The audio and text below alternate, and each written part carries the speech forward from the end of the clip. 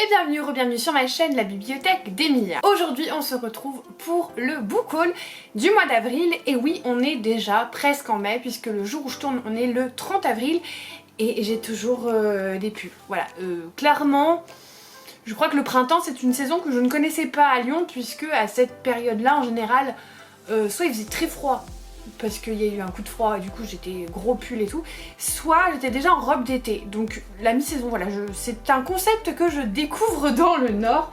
Quoi qu'il en soit, on n'est pas là pour parler météo. Donc je vous avais dit que je faisais un no-buy sur avril et mai, avec des petites exceptions évidemment, et je trouve que je me suis plutôt pas trop mal débrouillée puisque techniquement en avril je n'ai acheté que 2 romans, sachant que je suis allée au Quai du Polar quand même les gars, mais j'ai reçu beaucoup de services presse, dont 3 que j'ai pas demandé. Ce qui fait qu'au final, ça commence à faire quand même pas mal de livres. Alors que je suis censée être en no-buy, j'ai abandonné le fait de ne pas demander les services presse qui m'intéressaient. Je me dis que de toute façon, juillet, août, ça va être beaucoup plus calme, donc même fin juin, parce que du coup, vu que les services presse sont envoyés en amont, ceux de juin, je les recevrai fin mai, début juin, et du coup, de mi-juin, on va dire, à début août, je recevrai plus rien, et ça me permettra déjà de finir mon stock, et aussi de ne lire que des lectures perso entre guillemets, bien que je vous le répète assez souvent, pour moi que ce soit un service presse ou une lecture perso, j'ai la même façon de vous donner mon ressenti. Je le fais toujours avec respect et bienveillance, mais par contre quand j'aime pas quelque chose, je vous le dis. Donc voilà, pour moi à ce niveau là ça ne change rien, c'est juste que je suis un peu perfectionniste et que j'aime bien avoir mes listes à zéro, mes to-do list tout fait. Donc du coup je vais pouvoir épurer un petit peu mon stock. Je vous propose qu'on commence par les services presse que j'ai pas demandé, ensuite les services presse que j'ai demandé et on finira par mes achats. Évidemment je continuerai mon no-buy ou semi-no-buy sur le mois de mai en achetant vraiment que avec grosse particularité et voilà, c'est des titres très définis. Je recevrai quand même des services presse, mais voilà, parce que je pense que en juin, vu que c'est mon anniversaire, je vais me faire plaisir, je vais m'acheter des livres. Donc j'évite de m'en acheter pour le moment, je le mets sur ma wishlist, on verra. Et puis surtout j'attends comme ça de voir des premiers retours, ce qui est aussi plutôt pas mal. Du coup pour les services presse que j'ai pas demandé, le premier c'est La Vengeance de la Reine Pirate de Tricia Levenseller publié chez Stardust. Je n'avais pas aimé la duologie et du coup j'avais demandé à la maison d'édition, puisque avec Stardust on reçoit toutes les parutions, je leur avais demandé si c'était possible de ne pas me l'envoyer.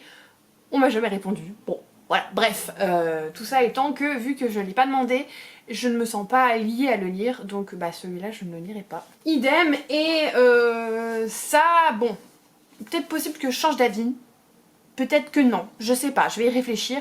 Mais la maison d'édition Gallimard Jeunesse nous a fait envoyer, sans nous demander si on le voulait, les 2 premiers tomes de la saga Alma de Timothy de Fombelle, qui va être du young adulte historique sur colonie et surtout l'esclavage en Afrique, avec une jeune fille qui s'appelle Alma. Personnellement je suis pas attirée par ces récits, tout simplement parce que pour moi, comment dire, au niveau de mes goûts personnels, le contemporain ou l'historique young adulte, j'ai beaucoup de mal. En fait je suis pas intéressée pour lire la saga.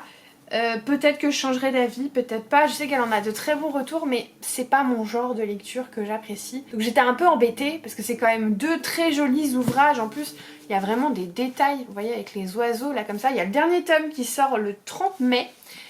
Mais voilà, je suis pas sûre d'avoir envie de les lire. Bon, évidemment, j'ai quand même reçu des livres que j'ai très envie de lire. Hein. On va passer à ceux que j'ai demandé et dont je suis ravie.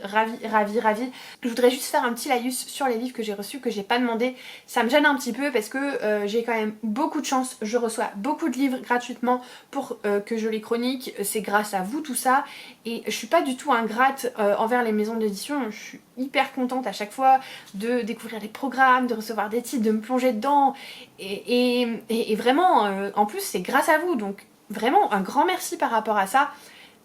Mais c'est vrai que je suis toujours un peu gênée quand on m'envoie des titres que j'ai pas demandé, parce que du coup si je les ai pas demandés c'est que ils vont pas me plaire et je sais jamais trop quoi en faire avec, parce que du coup je les ai, on me les a envoyés gratuitement mais j'ai pas envie de les lire. Donc voilà, c'est toujours un petit peu délicat pour moi ce genre de situation. C'est pas arrivé très souvent, je crois que d'ailleurs c'est la première fois que ça m'arrive en plus autant. Donc voilà, petit laïus, mais passons au service presse que j'ai demandé et que j'ai adoré. Pour le premier, c'était Meurtre sous les étoiles de Ciel Armeur, publié chez Cherche Midi. C'est le tome 3 du Club des amateurs de romans policiers. Je vous en ai déjà parlé dans mon update lecture, mais je vais vous faire un plus large éventail de mes avis dans mon bilan lecture qui arrivera, donc ce sera la prochaine vidéo. J'adore cette saga, vraiment j'adore cette saga. C'est une saga, on va suivre une ribambelle de personnages qui font un club de lecture sur des romans policiers parce qu'ils adorent ça et ils se retrouvent toujours à enquêter dans la vie réelle. Je vous ferai évidemment mon avis dans le bilan lecture, mais déjà juste pour vous dire que ça c'est une saga pépite que j'aime trop, bien que ce 3e tome est un petit peu en dessous des 2 autres, mais bon, c'est pas grave. Je suis hyper contente d'avoir reçu ce titre parce que vraiment il me hype tellement. C'est Le Sermon des 7 miroirs, donc le premier tome qui s'appelle Les vents de Terre-Ciel, écrit par Samuel Rouget et publié chez Gulfstream. Alors déjà, c'est un objet livre absolument sublime. Vous avez ce glaçage un peu miroir. Là, il y a des effets. Alors, à la caméra, ils ont l'air seulement argentés, mais moi, je peux vous dire qu'ils sont un petit peu multicolores. Alors, pas totalement, hein, mais quand même, c'est hyper beau. Voilà. Et il y a une couverture avec dedans, voilà, des cartes comme ça. C'est super beau. Il n'est pas très long, il fait 300 et quelques pages. 381. Oh, il avait l'air plus petit. Le papier doit être assez fin. Et ça me donne trop envie, pourquoi? Parce que évidemment on va parler d'un trope que j'adore qui est l'apprentissage. Et là c'est une école où on apprend à maîtriser les pouvoirs de l'air. Je veux pas en savoir plus, je sais juste que j'ai trop hâte de le découvrir, il me fait vraiment envie. Il a des vibes vraiment Studio Ghibli, que ce soit dans sa thématique ou dans les illustrations. Je sais pas ce que vous en pensez mais ça fait très Ghibli. Donc celui-là j'ai très hâte de le lire. Je me suis laissée tenter. C'est pas forcément ce que je lis d'habitude, mais je me suis laissée tenter parce que il a vraiment de très bonnes critiques par le dernier Julien Sandrel, donc Beaucoup d'amour et quelques cendres, publié chez Calman Levy. Vu que je suis partenaire cette année avec Calman Levy, et ben je l'ai vu dans le programme et j'ai franchement hésité parce qu'au début je me suis dit ah c'est pas ton style de prédilection et tout machin. Et puis je me suis rappelé que j'adorais lire à cette période, voilà, fin du printemps, début de l'été, des Grimaldi et compagnie, vraiment c'était un truc que j'adorais. Il fait 337 pages et franchement cet auteur j'en ai entendu que du bien. Alors je me suis dit ok c'est pas ce que tu lis tout le temps mais t'aimes bien en lire de temps en temps, alors bah tente en fait, c'est l'occasion de découvrir. Donc je ne sais pas trop de quoi ça parle. Il y a 5 inconnus qui ont reçu une invitation pour aller en Californie. D'ailleurs nous on a reçu en tant que partenaire des billets d'avion, je trouvais ça trop chouette. Et donc ils vont se rendre en Californie et il est question d'un jeu, d'une espèce de chasse au trésor. Donc à mon avis ça va être hyper beau. Et comme je vous disais, je connais pas du tout cet auteur, mais vu que j'en entends que du bon, bah j'ai bien envie de découvrir, voilà ce qu'il en est. Ensuite, alors là, j'étais obligée de le demander. Vous le savez, j'adore la saga Secret Shanghai, qui est une de mes sagas préférées, qui est écrite par Chloé Gong. Et donc je n'avais pas sa deuxième saga en anglais, puisque j'ai toute la première en anglais, donc je l'achète pas en français. Mais vu que j'avais pas la deuxième en anglais et que De Saxus la sort, évidemment je l'aurais demandé. Il s'agit de Désir immortel. Alors le relié était pas exceptionnel, donc ça me dérangeait pas d'avoir le brochet. De toute façon De Saxus ils envoient que les brochets, mais du coup ben ça me dérangeait pas de pas avoir le relié. Je commence à être un peu moins hypée par les reliés qu'avant, j'avoue, à force d'en voir partout. C'est sûrement ça. De quoi ça parle? C'est une réécriture de l'histoire de Marc-Antoine et Cléopâtre et on va être dans une arène avec des jeux sanglants et une princesse qui va essayer de mettre fin à la tyrannie en gagnant ses jeux. Tout ce que j'aime. Voilà, clairement tout ce que j'aime. Et j'ai toujours pas fini sa précédente saga parce que j'ai tellement pas envie de quitter ces personnages, de quitter cet univers et je me dis peut-être que si je commence celle-ci et que je me sens bien dans celle-ci, je pourrais dire au revoir à la précédente. Je sais pas, de toute façon il faut qu'on se la cale avec Caro. Là ça devient plus possible, ça fait 6 mois qu'on dit qu'on va le lire donc va falloir qu'on le cale. Mais bref, Désir immortel et j'ai très hâte de le lire et je sais qu'il n'y a pas que des bons retours. Mais en fait pareil pour sa précédente saga donc ça me fait pas tant peur que ça quoi. Un livre que j'avais trop envie d'avoir et j'ai remercié 1000 fois les éditions Nami quand ils ont accepté de me l'envoyer. Il s'agit de Rendez-vous sur l'île de l'horloge de Meg Schaffer qui va parler d'une espèce de quête, encore une chasse au trésor. C'est un petit peu le thème en ce moment. C'est l'histoire donc de Jack Matterson, l'auteur d'une série à succès, qui va organiser un concours pour faire gagner le manuscrit de son dernier tome à travers une chasse au trésor, et il va falloir gagner un ticket pour aller sur une île pour faire la chasse. Enfin voilà, ça a l'air trop bien. J'en ai entendu que des bons retours. Il y a Déborah de Debbie Reading que je connais personnellement qui en a fait un très bon retour. Il y a aussi Lucie d'Entre les lignes de Lucie. Je vous en parle souvent, Lucie, qui en a fait un très beau retour. Bref, Nami ne me déçoit jamais, donc trop hâte de le découvrir. Ensuite, on va passer sur de la mythologie. On va commencer avec Méduse de Jessie Burton, qui est donc une réécriture du conte de Méduse, mais je crois un peu plus pour les enfants, puisque on est quand même chez Gallimard Jeunesse. Il fait 182 pages. Ça, ce sera lu d'une traite. Je compte faire un 5 jours 5 livres, voire 7 jours 7 livres, pendant la semaine du... Je crois que c'est du 7 au 12 mai. Quelque chose. Ça doit être du 5 au 12 mai, quelque chose comme ça. Bref, cette semaine-là, puisque j'ai 5 jours de congé, wouhou, enfin des congés, oui. Alors, techniquement, j'ai posé qu'un RTT parce que ma boîte est fermée 2 jours. Mais je pense qu'on oublie très vite, moi la première, comment c'est long, un an sans congé avec que des RTT. Et encore, j'ai de la chance d'avoir des RTT.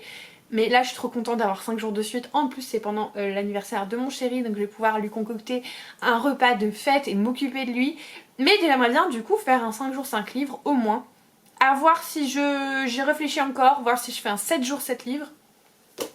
Parce que bah j'ai que 2 jours où je travaille. Et avec un peu d'audio et des trucs comme ça, je suis sûre que je peux m'en sortir. Il y a moyen. Mais donc du coup ça, ce sera lu pendant un des jours sur l'espace de 2 heures de lecture à mon avis. Voilà. Le deuxième roman sur la mythologie grecque, c'est Daughter of Darkness de Elizabeth et Catherine Corr. C'est publié chez Hugo Stardust. Celui-là j'ai demandé, je le voulais. Hein. Et on va suivre Deina qui travaille, enfin qui est asservie plutôt par Hadès, le maître des enfers, et qui doit en fait désunir l'âme des défunts avant qu'ils arrivent en enfer. Et il se pourrait qu'il y ait certains personnages mythologiques qui vont faire leur apparition. Je préfère pas vous le dire parce que du coup moi je connais les mythes, donc est-ce que ça va vous mettre sur la voie de ce qui va se passer? Je ne sais pas. Moi je vais essayer d'oublier ce que j'ai lu et y aller un petit peu tête baissée, voilà. C'est un premier tome et je crois que c'est une duologie. Si je me souviens bien, ça me hype grave parce que la mythologie j'adore ça et ça fait longtemps que j'en ai pas lu puisque je réserve ça plutôt pour les beaux jours. Or là on va arriver... Enfin, les beaux jours. Voilà, on arrive en mai, donc c'est la période où je vais un petit peu plus avoir envie de le lire. Puis voilà, il sort quand lui? Lui il sort le 2 mai je crois. Donc dans pas du tout longtemps et je dirais même normalement par rapport à quand est postée cette vidéo, il est déjà sorti. Et enfin, le dernier service presse, c'est Esprit rebelle de Maki Stiefwater, publié chez Hachette Heroes. Ça fait un petit moment que je l'ai. Celui-là, ça doit faire 2 semaines. D'habitude, les Hachette Heroes, je les reçois et je les lis direct. Celui-là, je l'ai fait un peu traîner. Mais c'est pas grave, je vais le dire très rapidement. C'est une réécriture de Mérida et c'est vrai que Mérida c'est une princesse Disney qu'on a tendance un petit peu à oublier, et en tout cas on va pas écrire des histoires dessus, donc très hypé par ce titre. Et puis il est très beau, donc voilà, vraiment Hachette Heroes c'est je crois le partenariat qui me met le plus en joie cette année. Si vous saviez comment je suis tellement contente, Disney c'était une part tellement importante de ma vie, et pouvoir allier un partenariat entre les livres et Disney, c'est juste une chance incroyable. Je vous le redis, mais un grand merci parce que c'est grâce à vous que j'ai ce genre d'opportunité, donc je voulais vous le redire. Vraiment merci parce que je suis trop contente, ouais, je suis trop contente. À chaque fois que je reçois un paquet d'œufs, je le déballe comme si c'était mon anniversaire. Mais bon, on va passer à mes achats, ils sont au nombre de 4, mais sur ces 4 livres, il y en a 2 que j'ai techniquement achetés en mars. C'est pour ça que j'ai un petit peu filouté. Mais j'ai une bonne raison de filouter. Pourquoi juste avant, parce que je vais pas vous mentir, c'était fait exprès, c'était délibéré. Je vous avais annoncé que j'étais en no-buy en avril et en mai, et 1 ou 2 jours avant la fin du mois de mars, je me suis dit... par contre, il y a un petit souci, parce que j'étais censée dégommer cette saga sur l'année. Or, ces tomes se passent au printemps. Si tu les achètes après, tu les liras pas jusqu'au printemps prochain. Je vous jure que dans ma tête, c'est une bonne raison. Rendez-vous avec le danger et Rendez-vous avec la ruse, qui sont donc le 5 et 6e tome des détectives du Yorkshire. C'est une saga que je me fais sur toute l'année, que je compte avoir à jour à la fin de l'année. Et comme je vous disais, j'aime bien lire par rapport aux saisons. Donc si jamais le printemps est passé, qu'on est déjà en plein été et qu'on parle du printemps, ça va m'énerver. Je me serais dit, t'es bête, juste pour un no-buy, tu vas repousser la lecture de la saga à 1 an. Alors je pourrais être moins bête encore et m'en foutre des saisons, mais qu'est-ce que vous voulez que je vous dise? Comme dirait un grand poète, on ne change pas, on met juste les costumes d'autres sur soi. Auront la référence ceux qui auront la référence. Bref, pour revenir à nos livres, ou dirais-je à nos moutons, puisqu'il y a quand même pas mal de moutons, c'est donc les tomes 5 et 6, je me suis refait les tomes 3 et 4 en très peu de temps, j'essaye d'enchaîner la saga, donc ça je pense que je le lirai en audio parce que la narratrice c'est celle qui double Bridget Jones, qui est juste mon film préféré de tous les temps, donc j'adore sa voix et en plus je trouve que sa voix correspond parfaitement au personnage de Delilah qui fait partie donc du duo qu'on suit dans les détectives du Yorkshire avec Samson et du coup ben voilà, je vais continuer ça. Et vous comprenez maintenant pourquoi j'étais obligée de filouter et de les acheter avant mon no-buy. C'était évident. Voilà, je trouve que c'est quand même une bonne raison, les gars. Mes 2 exceptions à ce no-buy, dit-elle après avoir présenté plus d'une dizaine de livres, sont 2 livres pour lesquels aussi j'ai de très bonnes raisons, puisque je trouve que je suis très très forte pour me justifier, les gars. Le premier, c'est Amsterdam de M.G. Alridge, que j'ai acheté donc au Quai du Polar chez 18. Pourquoi ? Parce que je l'ai fait dédicacer, les gars. Et oui, mais attention, je l'ai pas fait dédicacer juste comme ça parce que l'auteur était là. Non, je l'ai fait dédicacer puisque mon amie Maude nous a demandé à Lovelda et moi de l'accompagner à un petit déjeuner qui était organisé par 18 et les escales pour en fait parler avec l'auteur. On allait au Quai du Polar toutes les 3 et du coup elle a demandé si on pouvait venir.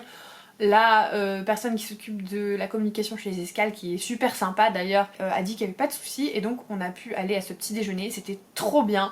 Ça m'a rappelé pourquoi j'aimais autant faire ce que je fais, même si je suis pas payée, même si ça me demande beaucoup de travail non rémunéré comme j'aime l'appeler, même si parfois ouais je suis fatiguée et même si c'est par passion, il y a des fois où je suis fatiguée et que j'ai pas forcément envie de me mettre à du montage alors que je suis crevée et que j'ai envie de me reposer. Mais tout ça, ça me permet de faire ce genre d'opportunités, de pouvoir faire ce genre de choses. Et si vous saviez comme je suis épanouie quand je suis en salon, quand je fais des rencontres littéraires, quand je fais ce genre de choses. Alors aussi quand je filme et que je lis, hein, attention, mais ça c'est vraiment la cerise sur le gâteau qui fait que je suis hyper épanouie et que je me dis que ça vaut le coup les peu de fois où je suis trop fatiguée et que je me force un petit peu à faire du montage par exemple, parce que c'est ce que j'aime le moins, je vais pas vous mentir, c'est pas forcément filmer, faire des avis ou lire, c'est vraiment le montage que j'aime un petit peu moins que le reste. Et ces fois-là où je me dis allez Émilie, mets-toi, motive-toi, on est dimanche, c'est pas grave, ou on est vendredi et 23h, c'est pas grave, fais du montage. Et pour ça vaut le coup. Je vous jure que ça vaut le coup, c'était un moment génial, j'ai adoré et du coup maintenant j'ai très hâte de lire son roman parce que je l'ai trouvé vraiment top. Il est gentil comme tout, en plus il est drôle, il a un truc très anglais que j'adore. Et donc de quoi ça parle Amsterdam? Donc c'est un thriller, hein, évidemment vous l'aurez deviné, apparemment un peu gore. Mais c'est pas grave. On va suivre une enquêtrice qui a mené l'enquête sur une histoire un peu glauque où vous avez 2 personnes qui sont enchaînées l'une à l'autre dans une piscine et doivent choisir entre tuer la personne ou être tuée, puisque c'est la seule option qui leur est donnée en fait par les gens qui les ont évidemment kidnappés et mis dans cette piscine menottée. Bref, j'ai une de mes meilleures amies d'ailleurs, si tu passes par là Alison, je te fais des gros bisous, qui n'a rien à voir avec le milieu du livre, qui est juste une lectrice lambda qui lit de son côté comme tout à chacun, mais qui poste absolument pas sur les réseaux ou quoi que ce soit, qui m'a dit qu'elle l'avait dévoré, qu'elle l'avait adoré, et c'était trop mignon parce qu'en plus je la voyais la veille je crois, oui je l'ai vue la veille, et je lui ai parlé de la rencontre, elle m'a fait oh, ah non mais j'ai adoré son livre et c'était trop drôle comme coïncidence et c'était trop chou. Donc du coup ça me donne encore plus envie de le lire si une de mes meilleures amies l'a adoré. Voilà, c'était mon exception avec une très bonne raison. Ma deuxième exception avec une très bonne raison, mais ça je vous l'avais annoncé. Je prendrai des collectors si jamais j'adore l'auteur ou la saga et que je suis sûre d'aimer, et surtout d'autant plus si c'est une suite de saga et que je suis pas sûre de pouvoir trouver le collector plus tard. Light Lark, le tome 2 d'Alex Oster, publié chez Lumen, dans cette magnifique édition que j'ai achetée. Parce que Lumen, je leur demande de temps en temps des livres, mais cette saga, je l'aime trop. J'adore le relié, donc j'ai acheté le relié, le tome 2. Et vu que j'avais beaucoup aimé le tome 1, j'étais sûre de vouloir continuer cette saga en relié, donc c'est une très bonne raison. Et en plus, il me semble, dans mes souvenirs, que le tome 1 avait quand même assez rapidement été out of stock. Donc Voilà. De quoi ça parle à la base? Le premier tome, c'est une malédiction qu'il y a sur un immense, pas un royaume, mais un territoire, on va dire. Et vous avez plusieurs royaumes, justement, qui vont devoir tous les 100 ans se battre à mort pour que la magie perdure, revienne, j'ai plus tous les détails, bref. Et on va suivre l'une de ces personnes qui doit donc se battre à mort. Et évidemment, ça va être une ambiance très tournoi, magie et tout. Et au-delà de ça, il y a des personnages que je trouve très gris, qui sont très intéressants. Il y a des systèmes de magie que j'ai adorés. Et je ne peux que vous conseiller de découvrir cette saga si vous ne l'avez pas encore lu. Ce deuxième tome me hype de ouf et en plus je crois que l'autrice a dit que les droits avaient été acquis pour faire une série de films, donc ça à mon avis ça peut avoir le potentiel d'un Hunger Games au cinéma, ça peut vraiment avoir le potentiel d'un Hunger Games, surtout que ça fait longtemps que ce genre de films ne sont plus trop sortis parce que là, voilà, à force d'en faire trop ça avait déglingué, pour voir l'émergence des films de super-héros qui, à l'instar des films de dystopie, de machin, il y a quelques années, sont en train de faire une belle dégringolade, puisque à force d'en faire, et ben, les gens ont envie d'autre chose. Donc je pense que c'est le bon moment pour ressortir des films type dystopie, tournoi et compagnie, young adulte, fantasy, ce genre de choses. Je pense que c'est vraiment le bon moment. Ça commence un petit peu avec les séries, mais je pense qu'au cinéma, ça pourrait bien marcher, cette série. Donc voilà, hâte de lire le tome 2, et là aussi je trouve que j'ai une très bonne raison d'avoir craqué. J'ai même pas envie de compter pour vous dire combien de livres ont rejoint ma pile à lire alors que j'étais en no-buy. Mais c'est pas grave. Quoi qu'il en soit, j'espère que cette vidéo vous aura plu. N'hésitez pas à me dire s'il y a un titre qui vous fait de l'œil parmi toute la sélection que je vous ai proposée. Ou alors de me dire quel est le titre que vous avez le plus hâte de lire, que vous avez acheté le mois dernier. Et puis évidemment, je vous ai déjà remercié tout au long de cette vidéo. Et je le refais à chaque fois. Et sachez que c'est pas forcément mécanique, c'est juste que je trouve ça important de vous dire merci parce que sans vous j'en serais pas là, sans vous j'aurais pas tous ces livres, toutes ces opportunités que je peux découvrir gratuitement contre chronique, donc contre travail non rémunéré. Mais quand même je me sens hyper chanceuse de recevoir tous ces services de presse. Donc un grand merci encore à vous parce que si je suis là c'est grâce à vous, bon aussi quand même grâce à mon travail mais quand même grâce à vous, donc un grand merci vraiment pour votre soutien vidéo après vidéo. Si vous n'êtes pas encore abonné, sachez que ça me ferait hyper plaisir si vous vous abonniez ou si vous mettiez un commentaire et un pouce en l'air. Je le redis à chaque vidéo encore, c'est hyper important, mais que ce soit moi ou d'autres personnes, parce que si vous le faites chez d'autres personnes et pas chez moi c'est ok aussi, et c'est le meilleur moyen de soutenir vos créateurs de contenu préférés. Donc encore une fois, pas forcément pour moi mais pour tout le monde, c'est important, donc un grand merci si vous pensez à le faire. Et puis évidemment comme d'habitude, en attendant la prochaine vidéo qui sera le bilan lecture du mois d'avril, je vous souhaite de merveilleuses lectures et je vous fais des bisous.